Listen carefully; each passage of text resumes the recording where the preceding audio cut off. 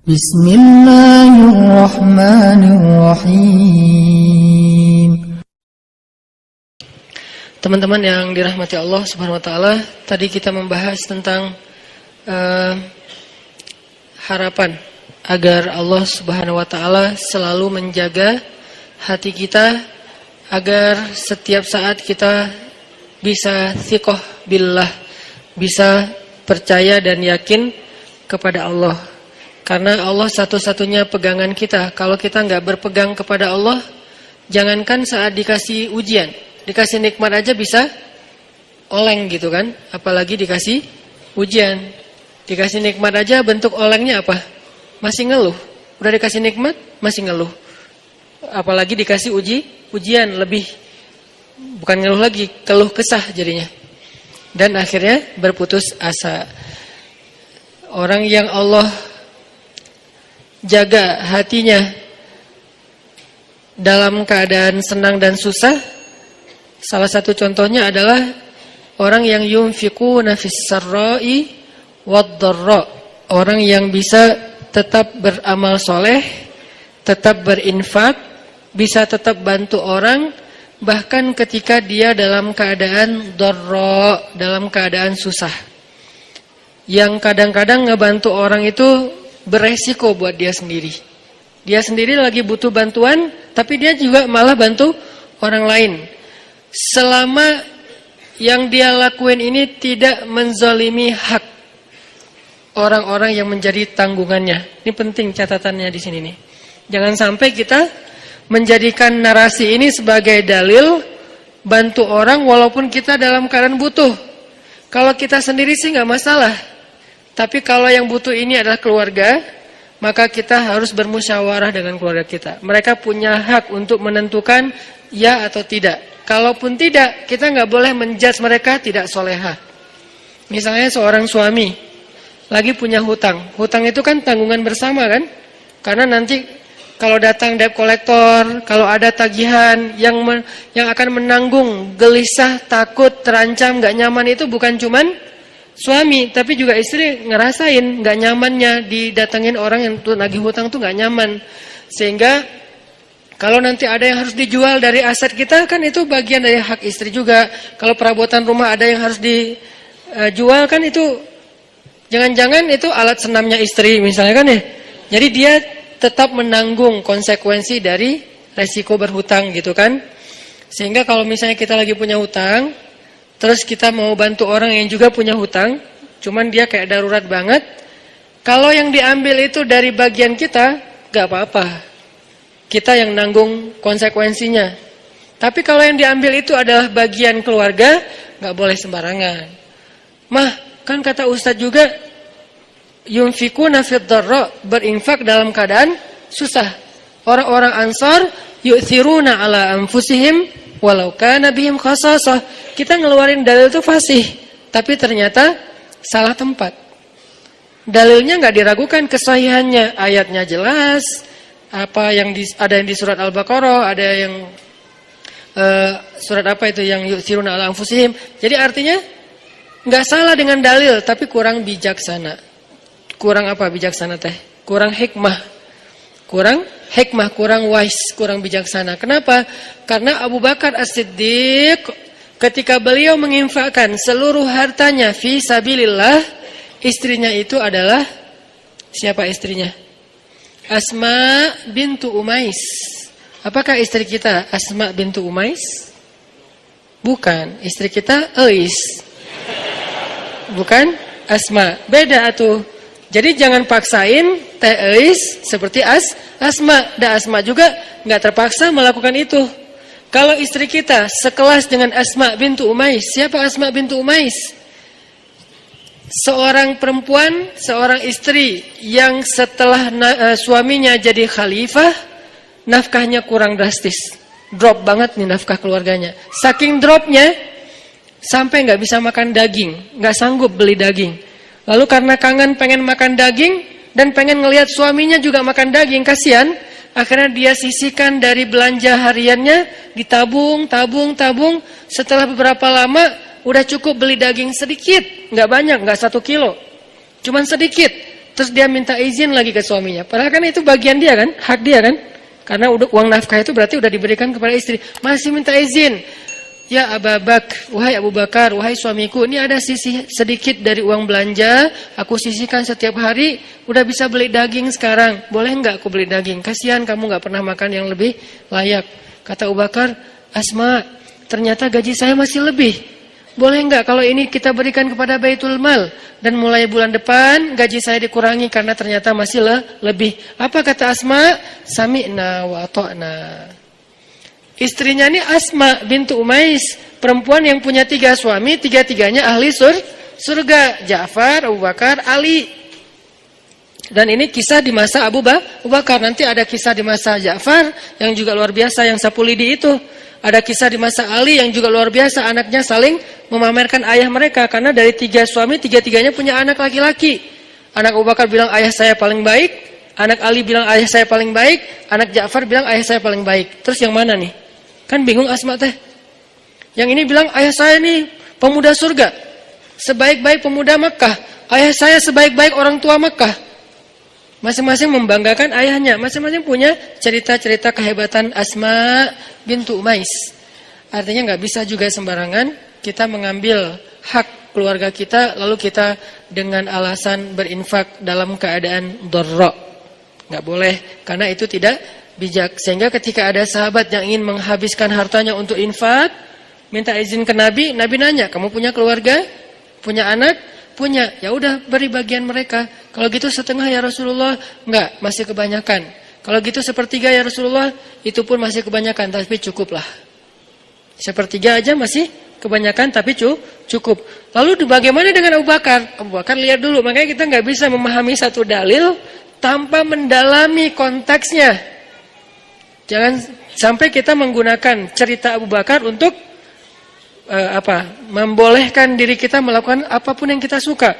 Mah, papa nih pengen jadi Abu Bakar. Tugas kita didik dulu istri kita biar jadi Asma.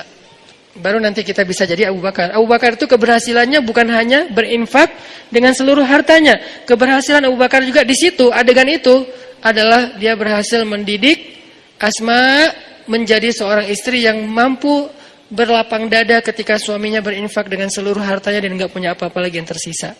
Tapi kalau nggak jadi seperti Asma pun jangan langsung dijudge, mamah nih jauh banget dari Asma. Ya Allah, gimana ini? Galau aja. Jangan, karena lahum darajatun 'inda rabbihim faddalna ba'dahum 'ala ba'd. Kami berikan kelebihan sebagian orang atas sebagian yang lain. Dan istri Nabi juga beda-beda kelebihannya. Para anbiya beda-beda kelebihannya. Ada para nabi yang kelebihannya lebih kepada suara. Nabi siapa? Daud. Sampai Allah Subhanahu wa taala menundukkan semesta untuk ikut berzikir bersama Daud. Yang saya menyebutnya dengan istilah konser kolosal. Tapi konsernya bukan nyanyi lagu syair, lebih kepada zikir, perform. Nabi Daud perform, tapi crowdnya itu bukan manusia. Crowdnya itu semesta, sampai angin, awan, air, semuanya crowd untuk ikut bareng dengan Nabi Daud alaihissalam. Karena memang kelebihan Nabi Daud itu suara. Dan beliau punya 70 macam suara. Dan setiap kali beliau bersuara, yang kedua lebih baik dari yang pertama. Yang ketiga lebih baik dari yang kedua. Terus semakin baik, semakin baik, semakin baik. Sehingga orang yang diberikan oleh Allah nikmat suara yang bagus, doa Nabi apa? Laqad utita mizmaran min mazamiri ali Daud. Bersyukurlah engkau diberikan oleh Allah seruling dari keluarga Daud. Hanya 1 dari 70 seruling ya. Cuman diberikan 1 seruling aja udah kita mendengar suaranya. Mahir apa tuh? Bukan Mahir Zain. Saya lupa nama korinya. Oke lah, Mahir Zain. Oke, anak muda Mahir Zain. Kalau ininya ada kori bagus juga suaranya. Nanti ada juga yang di Mahir Muakili ya. Mahir Muakili. Itu baru 1 mizmar ya. 1 seruling. Kita dengar Rashid Al-Afasi nama panjangnya apa? Masyari Rashid Al-Affasi. Kita dengan Masyari Rashid Al-Affasi dengan azannya yang keren banget kan? Belum lagi nanti azan Al-Aqsa. Kalau dengar suara azan Al-Aqsa itu jadi azan yang menyayat hati. Kenapa? Azannya itu kayak curhat. Aqsa kok gini-gini amat ya. Kesannya kayak gitu tuh. Dari azannya itu saya kayak membaca, kasihan ya Masjid Al-Aqsa, kok kita gini-gini amat ya. Nah itu dari suara serak-seraknya azan Al-Aqsa. Nanti belum lagi suara bacaan Ad-Dagriri, azannya Syekh Ad-Dagriri, kalau nggak salah Hamdi Ad-Dagriri di Mekah, kayaknya ini lagi naik daun juga sekarang selain Mahir Mu'akhili. Ini semuanya mizmaran, satu seruling. Belum 70 seruling, gimana 70-nya? Jadi memang Allah kasih fadl, Allah kasih keutamaan. Nanti Nabi Sulaiman, anaknya Nabi Daud, beda lagi keutamaannya. Kalau Nabi Daud keutamaannya di suara, Nabi Daud keutamaannya di tenaga fisiknya sampai Allah lunakkan besi di tangan Nabi Daud. Kalau Nabi Sulaiman, Allah lunakkan Allah tundukkan bukan besi, bukan semesta, tapi jin. Jinnya pun bukan jin yang hanya jin beriman, bahkan jin yang tidak beriman pun tunduk. Syaitan namanya. Kalau jin beriman kan jin doang ya. Kalau jin yang tidak beriman syaitan. Syaitan aja tunduk. Kenapa? Takut sama Nabi Sulaiman. Kami tundukkan angin. Ini fadlnya Nabi Sulaiman. Nanti Nabi siapa lagi misalnya?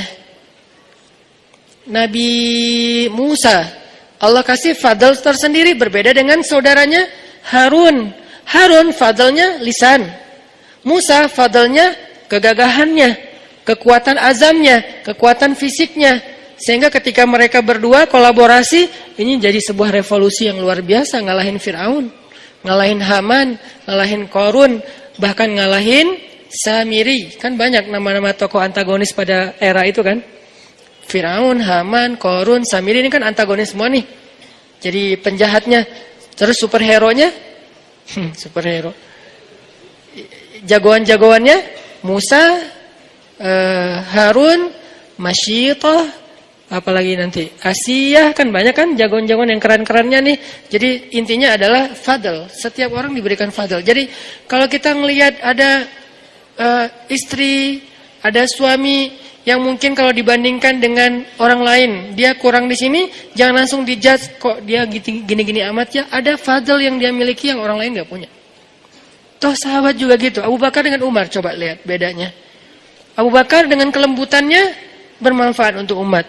Umar dengan ketegasannya, bukan tegas, bahkan kekerasannya juga bermanfaat untuk umat. Nanti ada Utsman dengan malu-malunya tetap bermanfaat juga buat umat. Sifat malu aja jadi kebaikan. Ali dengan sama sih pemalu, cuman beda adegan, beda cerita. Tapi sisi lainnya Ali dengan kesatrianya bermanfaat untuk umat. Intinya teman-teman nggak boleh kita memaksa semua orang itu dengan satu model. Bahkan Allah sendiri mengatakan faddalna ba'dahum ala ba'. Kami berikan keutamaan sebagian atas sebagian yang lain. Bahkan Nabi Sulaiman alaihissalam ketika mau memindahkan singgasananya Ratu Balqis di Yaman, Nabi Sulaiman memberikan tender kepada para pengikutnya. Siapa yang mau memindahkan singgasana Balqis? Terus ada jin, Ifrit bilang saya bisa pindahkan istana itu sebelum rapat ini bubar. Sebelum rapat ini bubar. Apa bahasa di Al-Quran? Dalam sebelum Anda bangkit, sebelum Sulaiman bangkit dari tempat duduk. Kata ulama tafsir artinya bukan seukuran berapa detik saya bangkit, bukan gitu. Menurut sebagian besar jumhur ulama tafsir, arti bangkit dari tempat duduk itu sebelum rapat beres, kurang lebih 1 jam. Karena waktu itu lagi ada kongres ya. Kongres di zaman Nabi Sulaiman, kumpulin semua yang pemimpin-pemimpin kabilah, yang ahli-ahli di segala bidang, panglima-panglima militer, kongres besar. Salah satu agendanya adalah membahas tentang masalah kerajaan Saba dengan Ratu Balqisnya. Lalu Nabi Sulaiman nanya, siapa yang bisa membawa singgasana Balqis ke sini? Kata jin Ifrit, saya bisa bawa sebelum Anda bangkit. Artinya sebelum rapat usai, 1 jam kecepatan pesawat. Begitu beres rapat, udah ada singgasana di depan. Nabi Sulaiman bilang, ini kelamaan, ada yang bisa lebih cepat? Lalu berdirilah seorang hamba yang solih. Disebutkan gak namanya di ayat itu? Gak disebutkan. Kenapa? Bukan itu intinya. Yang Allah mau sampaikan kepada kita, banyak orang yang Allah berikan kelebihan tapi gak terkenal. Banyak orang yang Allah berikan kelebihan tapi dia mungkin nggak dalam segala hal. Dalam satu hal aja. Cuman bagian itu doang dia lebih. Bagian yang lain Nabi Sulaiman lebih. Sehingga dia mengatakan, saya bisa membawa istana Balqis dalam satu kedip mata. Kedip mata itu bukan udah ada, bukan. Menurut tafsir, makanya kita tetap harus baca tafsir. Menurut tafsir ulama, satu kedip mata itu durasi jarak antara orang yang datang di ujung jalan. Kan belum ketahuan tuh siapa yang datang. Mantan kita atau mantan teman kita. Terus siapa sih? Kayak asa kenal gitu kan ya. Nah, kira-kira dari ujung, atau gak usah ujung jalan deh, dari pintu masjid, di bawah tangga masjid, itu kan belum jelas kan siapa kan? Sampai dia ada dengan jarak yang kita bisa kenal wajahnya, kira-kira jalannya berapa menit? Kurang lebih 10 menit, itulah waktu yang diminta oleh hamba yang solih. Dari arti sekejap mata, dari pandangan yang gak jelas menjadi jelas musafir yang baru datang. Itu kafilah dagang siapa? Siapa orang yang paling depan? Siapa yang naik onta itu? Sampai jelas. Berarti dari awalnya kelihatan setitik orang sampai menjadi jelas kurang lebih 10 menit, setengah jam. Itulah waktu yang dia butuhkan. Lebih cepat daripada yang pertama. Maka Nabi Sulaiman pun memberikan kesempatan orang itu, dia berdoa saja kepada Allah. Bukan dia sakti mandraguna terus dia terbang bawain singgasana Balqis. Apaan nih? Kenapa nih? Enggak gitu sih. Itu mah dongeng ya. Dia hanya minta, ya Allah. Kenapa? Nih orang, nih pelajaran lain ya. Dia itu dikasih kesempatan oleh Allah Subhanahu wa taala, satu kesempatan berdoa. Dia itu dikasih satu kesempatan berdoa dan pasti Allah kabulkan. Dan kesempatan itu enggak pernah dia pakai kecuali saat itu. Ini sebagian ulama tafsir bilang kayak gini. Dia tuh dikasih kesempatan, sal tu'toh. Kamu minta satu hal, nanti akan aku kasih. Dia tunggu, dia nggak langsung, oh boleh ya Allah, ya udah ya Allah saya pengen nikah. Enggak, dia tahan diri, dia ikhtiar aja. Yang itu dia nggak pakai. Jadi kartu doa yang paling diijabah itu nggak dipakai buat kebutuhan pribadi dia, untuk nikah kah, untuk dagang kah, untuk lulus kuliah kah, untuk apalah segala macam. Enggak, dia tunggu sampai yang paling penting baru dia pakai. Kapan paling penting? Ketika seorang pemimpin membutuhkan support dari dia. Siapa yang bisa support saya dalam dakwah? Siapa yang bisa support saya untuk ekspansi kekuasaan yang adil, yaitu kekuasaan agama Allah? Baru dia pakai, ya Nabi ya Allah, saya. Lalu dia angkat tangannya, dia bilang, ya Allah, tolonglah Sulaiman. Bawalah singgasana Balqis ke hadapannya, sehingga engkau akan tunjukkan kekuasaanmu supaya Balqis beriman. Langsung Allah bawa. Jadi dia pakai satu-satunya kesempatan dia berdoa, bukan ngedoain orang yang udah mutusin dia tanpa alasan. Ya Allah, dia jawab banget sih. Ini walaupun sebetulnya doa kita kan banyaknya kesempatannya. Ini artinya kalau sekali-kalinya kita dikasih kesempatan berdoa yang lain gak diijabah kecuali sekali, maka sebaik-baik orang yang menggunakan doa itu adalah untuk mendoakan kepemimpinan atau diberikan seorang pemimpin yang sholih, pemimpin yang adil, pemimpin yang bisa menjadi khalifatullahi fil ard, menjadi wakil Allah di muka bumi. Arti wakil Allah itu menyebarkan agama Allah yang adil di muka bumi. Rahmatan lil alamin.